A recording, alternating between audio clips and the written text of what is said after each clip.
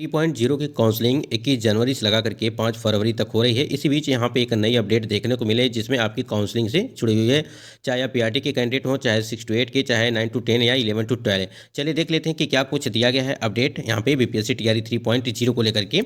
सबसे पहले आप देख पाएंगे कि जिन्हें भी डाउटफुल में किसी डॉक्यूमेंट के ब्लर होने, ठीक है, गलत डॉक्यूमेंट अपलोड होने या किसी मानवीय, ठीक है, भूल के कारण रखा गया है, वो निश्चिंत रहें, किसी के बहकावे में चिंतित न हो। यानी कहने का मतलब ये है कि बहुत सारे कैंडिडेट का कमेंट्स आता है कि सर हमारा जो डॉक्यूमेंट है वो ब्लर है, हमने गलत यहाँ पे डॉक्यूमेंट अपलोड कर दिया है, ठीक है, और अपलोड होने या किसी अन्य मानवीय कारण, जैसे और भी कुछ इसके अलावा हो गया, ठीक है। और सबसे ज़्यादा ये चीज़ देखने को मिला सर यहाँ पे हमारा जो डॉक्यूमेंट है वो ब्लर है और डॉक्यूमेंट अगर यहाँ पे गलत डॉक्यूमेंट हमने यहाँ पे अपलोड कर दिया है। जैसे किसी कैंडिडेट के यहाँ पे हाई स्कूल की जगह पे यहाँ पे 12th का हो गया, ठीक है, उसके बाद यहाँ पे किसी का 12th का करना था लेकिन वहाँ पे ग्रेजुएशन का हो गया, ठीक है, मतलब कि गलत अपलोड हो गया। तो ऐसे कैंडिडेट, ठीक है, ऐसे कैंडिडेट जिनकी काउंसलिंग हो चुकी है और आपको इस प्रकार से जो है डाउटफुल में रखा गया है, तो बिल्कुल आपको परेशान होने की ज़रूरत नहीं है, ठीक है। क्योंकि अगर बात करें हम लोग पीआरटी की कैंडिडेट की, आज पीआरटी का जो है यहाँ पे काउंसलिंग समाप्त हो चुका है और बहुत सारे कैंडिडेट का यहाँ पे काउंसलिंग छूट गया होगा या अन्य कारणों से जो है काउंसलिंग नहीं करा पाए होंगे, अपने स्लॉट या टाइम पे नहीं पहुँच पाए होंगे। तो ऐसे कैंडिडेट को लेकर के भी हम लोग बात करने वाले हैं। लेकिन यहाँ पे देखिए ब्लर को लेकर के, डॉक्यूमेंट गलत को लेकर के, तो आप लोगों को बिल्कुल निश्चिंत रहना है इसके संबंध में, ठीक है। उसके बाद यहाँ पर देखिए आपके लिए प्रथम चरण की DB 5/2/2025 को समाप्ति के उपरांत जो है यहाँ पे पुणे बीपीएससी का पोर्टल खुलेगा और आप लोग जो है यहाँ पे अपने उचित डॉक्यूमेंट अपलोड कर सकेंगे। तत्पश्चात आप लोग पुणे DB में शामिल होने और सफल होंगे। देखिए आपको पता है कि एक यहाँ पे 21 से लगा करके 5 फरवरी, ठीक है, यानी कि 21 जनवरी से लगा करके 5 फरवरी तक आपकी काउंसलिंग है और वही चीज़ यहाँ पे बताया जा रहा है कि 5 फरवरी 2025 को समाप्ति के उपरांत पुनः बीपीएससी का पोर्टल खुलेगा, ठीक है। जैसे गलत यहाँ पे प्रमाण पत्र आपने अपलोड कर दिया, ठीक है, डॉक्यूमेंट ब्लर हैं, ठीक है, ऐसी चीज़ों को लेकर के आपको डाउटफुल में रखा गया है, तो वही चीज़ बताया जा रहा है कि आपका जो पोर्टल खुलेगा वो आपका खुलेगा 5 के बाद, यानी कि 5 फरवरी के बाद ये पोर्टल आपका ओपन किया जाएगा और वही चीज़ है कि आप लोग अपने उचित डॉक्यूमेंट अपलोड कर सकेंगे। तत्पश्चात आप लोग पुनः DB में शामिल होने और सफल होंगे, ठीक है। तो इस चीज़ को आप थोड़ा सा ध्यान दीजिएगा। अगर आप बिल्कुल परेशान हैं तो परेशान आपको नहीं होना है। इसके बाद आप सभी के एक लगातार कमेंट्स आ रहे थे इसको लेकर के, यानी कि जो आपके अगर बात करें यहाँ पे जो दूसरे DB में भी असफल होंगे, ठीक है, उन्हें DO के पास फिजिकल DB का भी मौका भी मिलेगा। अतः जो भी उपयुक्त अभ्यर्थी हैं वो चिंतन जो है मुक्त रहें, उनकी नौकरी सुरक्षित होगी। जो सबसे बड़ा यहाँ पे मैटर चल रहा है वो सीटेट के नंबर को लेकर के चल रहा है। आप स्क्रीन पे देख पा रहेंगे कि जिनका भी सीटेट अगर बात करें 82 नंबर वालों से अनुरोध है कि आप लोग एकत्र होकर के बेहतर अधिवक्ता से पैरवी माननी है उच्च न्यायालय में करवाएं। उम्मीद है कि आपको सफलता जरूर मिलेगी।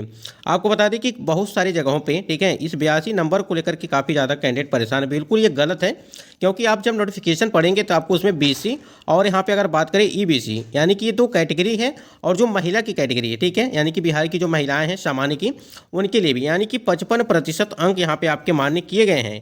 यानी कि आपका जो है 82.5, यानी कि राउंड अप पे आप 82 यहाँ पे आपका माना जाता है कि आपका यहाँ पे 82 है, तो आप यहाँ पे क्वालिफाई माने जाएंगे अगर बात करें सीटेट को लेकर के।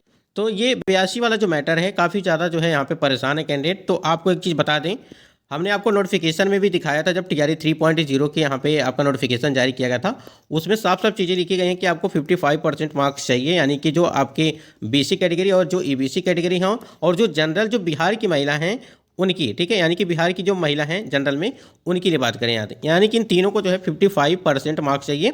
यानी कि आपका अगर बात करें तो आपका ये हो गया लगभग 80 यहाँ पे 2, यानी कि 82 नंबर। तो यही चीज़ें चाहिए और ये बिल्कुल निश्चिंत रहिए। अगर आपको डाउटफुल में रखा गया है तो आप बिल्कुल परेशान होने की ज़रूरत नहीं है। लेकिन सबसे बड़ी समस्या ये है इसमें कि जो यहाँ पे 82 वाले कैंडिडेट हैं उनको उनकी काउंसलिंग ही नहीं होने दे रहे हैं सब, ठीक है, यानी कि कुछ जगहों पे आपकी काउंसलिंग यहाँ पे नहीं हो रही है जिनका 82 नंबर है। तो ऐसे लोग काफ़ी ज़्यादा परेशान हैं। तो इसी को लेकर के यहाँ पे बताया गया है कि अधिवक्ता से पैरवी माननीय उच्च न्यायालय में करवाएं। उम्मीद है कि आपको सफलता जरूर मिलेगी। अगर आप ये नहीं कराएंगे तो आपकी काउंसलिंग पर रोक जो लग जा रही है ना, वो काउंसलिंग भी आपकी नहीं हो पाएगी, यानी कि आपने इतने सालों से जो मेहनत किया हुआ है वो सारा बेकार हो जाएगा। तो इसलिए इसको देखिएगा, जहाँ पर भी मतलब देखिए बहुत सारी जगहों पर रोका गया है और बहुत सारी जगहों पर नहीं रोका गया है, तो ये गलत है। लेकिन ये चीज़ आप मान मान लीजिए जहाँ पर भी जो भी डॉक्यूमेंट वेरिफिकेशन आपका कराया जा रहा है, आपका नोटिफिकेशन में मेंशन है, ठीक है, वो सारी चीज़ें देखिए। आपका 82 नंबर ही चाहिए जो बीसी और ईबीसी वाले कैटेगरी के कैंडिडेट हैं। तो ऐसे कैंडिडेट को बिल्कुल रोकना नहीं चाहिए जहाँ पर भी आपकी काउंसलिंग कराई जा रही है 38 जिलों में, ठीक है। तो ये थोड़ा सा ध्यान दीजिएगा आप लोग इस चीज़ को लेकर के। आप बिल्कुल परेशान हैं तो अगर आपके 82 मार्क्स हैं तो आप बिल्कुल परेशान ना होइए, आपकी नौकरी को कुछ भी नहीं होगा। लेकिन सबसे बड़ा सवाल वही है कि जो है यहाँ पे जिनकी काउंसलिंग पहले से ही नहीं हो रही है, अगर जिनको डाउटफुल में रख दिया गया है उनको तो कोई दिक्कत नहीं, क्योंकि उनका 82 तो चाहिए ही। अगर उनका 82 है तो उनको जो है वो सुरक्षित है। लेकिन डाउटफुल में है तो उनकी तो बाद में तो हो ही जाएगी। लेकिन जब किसी का काउंसलिंग ही नहीं स्टार्ट हो रहा है, यानी कि उनकी काउंसलिंग पर रोक लगा दी जा रही है, तो कहीं ना कहीं ये चीज़ें दिक्कत होगी। इसीलिए यहाँ पे उच्च न्यायालय का यहाँ पे जो है आपको दरवाज़ा खटखटाना पड़ेगा। फिर उसके बाद यहाँ पे देखिए बीपीएससी टीआरई 3.0 परिणाम जारी होने के बाद जिन अभ्यर्थियों का जिला आवंटित अभी तक नहीं किया गया है उनका 1 सप्ताह के अंदर जिला आवंटित कर दिया जाएगा। आपने देखा होगा चाहे पीआरटी के कैंडिडेट हो या 6 to 8 के कैंडिडेट हो या 9 to 10 के या 11 to 12, जब आपका यहाँ पे डिस्ट्रिक्ट अलॉटमेंट किया गया था तो बहुत सारी जगहों पे, यानी कि जो बहुत सारी जगह है यहाँ पे आपके खाली दिए थे, यानी कि आपको रोल नंबर लिखा गया था लेकिन आपका जो है डिस्ट्रिक्ट अलॉटमेंट नहीं किया गया था। उसी को लेकर के यहाँ पे बात की जा रही है कि उनका 1 सप्ताह के अंदर जिला आवंटित कर दिया जाएगा। शिक्षा विभाग की एक बैठक होगी और उसके बाद सभी का जो है जिला आवंटित कर दिया जाएगा। जिनका जिला आवंटित नहीं किया गया है, ठीक है, अगर बात करें हम लोग उनका, अगर यहाँ पे देखा जाए, यानी वही कहने का मतलब वही है कि मतलब जिनका जिला आवंटित नहीं किया गया है उनका जिला आवंटन हो जाएगा और ये 1 हफ्ते के अंदर जो है सारी प्रक्रिया हो जाएगी। आपको पता है कि अभी गेस्ट टीचर वाले जो कैंडिडेट हैं इनका भी कहीं ना कहीं अभी काउंसलिंग नहीं हुई है, ठीक है। तो ये अभी इनका जो अतिथि शिक्षक है इनका भी संशोधित रिजल्ट आना भी यहाँ पे बाकी है, कहीं ना कहीं देखा। उसके बाद यहाँ पे देखिए आपके जितने भी कैंडिडेट यहाँ पे डाउटफुल में रखे गए हैं, चाहे वो सीटेट को लेकर के हों, ठीक है, चाहे आपका जो है यहाँ पे जो है नॉट विजुअल को लेकर के हो कैंडिडेट हों, यानी कि जिनका यहाँ पे अगर देखा जाए जो ब्लर वाले कैंडिडेट हैं डॉक्यूमेंट में या गलत डॉक्यूमेंट अपलोड कर दिए थे, तो डाउटफुल वालों के लिए पोर्टल जो है खुलने की संभावना वो 5 फरवरी के बाद है, क्योंकि 5 फरवरी को जो है यहाँ पे लास्ट काउंसलिंग है आपकी। ये रजनीश सर के द्वारा बताया गया कि ये जो अपडेट दी गई है इनके द्वारा ये वाली कि डाउटफुल वालों के लिए जो पोर्टल खोला जाएगा वो 5 फरवरी के बाद ही यहाँ पे आपका खोला जाएगा, ठीक है, यानी कि 5 फरवरी 2025 को। तो निश्चिंत रहिए आप लोग, बिल्कुल यहाँ पे आपको कोई दिक्कत नहीं होगी अगर आपको डाउटफुल में रखा गया है तो। लेकिन जिनकी काउंसलिंग ही नहीं होने दे रहे हैं सब, यानी कि शुरुआत से ही, तो उनके लिए। और एक चीज़ और है, आप लोग काउंसलिंग के लिए जा रहे हैं लेकिन आप लोग रिसीविंग नहीं ला रहे हैं। ये सबसे बड़ी गलती आप ये कर रहे हैं कि आप रिसीविंग नहीं ले रहे हैं, ठीक है, ये गलती मत करिए। और जितने भी कैंडिडेट हैं रिसीविंग ज़रूर लेकर के आइए वहाँ से, ठीक है, क्योंकि आपके पास रिसीविंग रहनी चाहिए। आगे की प्रक्रिया आपको उसी के आधार पर किया जाएगा। बहुत सारे कैंडिडेट के कमेंट्स आ रहे थे कि रिसीविंग ही नहीं दे रहे हैं, ठीक है। और इसी प्रकार से जब आपका एडमिट कार्ड को लेकर के आप लोग परेशान है कि हमारा एडमिट कार्ड पर जो है इन्विजिलेटर का यहाँ पे साइन नहीं है, उसकी वजह से जो है हमारा काउंसलिंग नहीं हो पा रहा है और जो है वहाँ पे रोक रहे हैं। बाकी हमने इसके लिए एफिडेविट को लेकर के बात किया था कि आप एफिडेविट ज़रूर बनवा लीजिएगा, ठीक है।